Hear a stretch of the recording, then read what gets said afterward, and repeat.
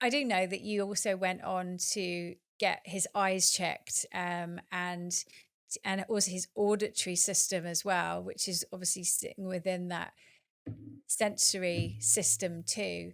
So talk me through, has that actually done anything and helped as well? Yeah, so, and again, I guess there is an acknowledgement towards being born cleft affected, which, for those of your listeners who don't know, a cleft is basically a gap or a split in predominantly the top lip. It can affect your palate, so the roof of your mouth, but it also then feeds into the inner ear and your hearing systems, and it's there's so many things that can be affected, but also like say your auditory system is another sensory input system. So you may see children with their headphones on, or holding their hands over their ears because they want to avoid that any kind of input.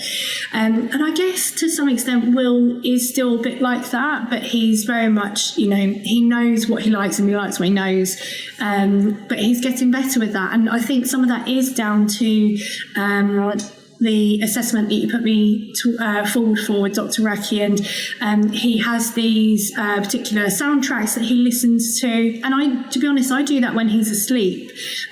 He goes off to sleep, and thankfully he's always been a good sleeper, which again I think commonly you associate poor sleep with autism, and thankfully he's always been an amazing sleeper. So as soon as he falls asleep, I pop his headphones on. It's a 10-minute recording. It takes no time or effort from me, and I automatically, almost immediately, was seeing these kind of results of just more calm and more focused. And again, it's still time out of the day that you've got to remember to do it, but again, it's something that is so worthwhile doing.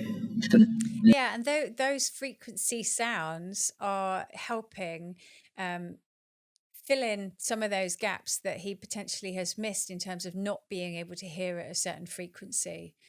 And that really helped my son in terms of the development of his prefrontal cortex, to help him to integrate some of those reflexes, but also with organizing himself, being more focused, being more present in the room, and actually hearing the teacher at the front, because those frequencies are different depending on where you sit in the room. And being able to hear all frequencies, then you can take in those instructions, and you can then process that information in order to take action. And there's many steps in there for a little kid to take on. And if you're not hearing all frequencies and you're sitting in that classroom, that Johansson program is just life changing. And it really isn't a huge effort.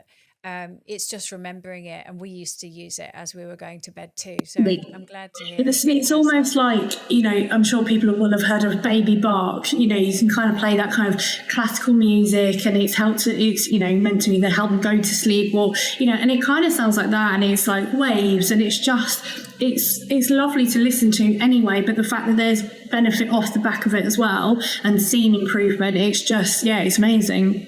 That's really good.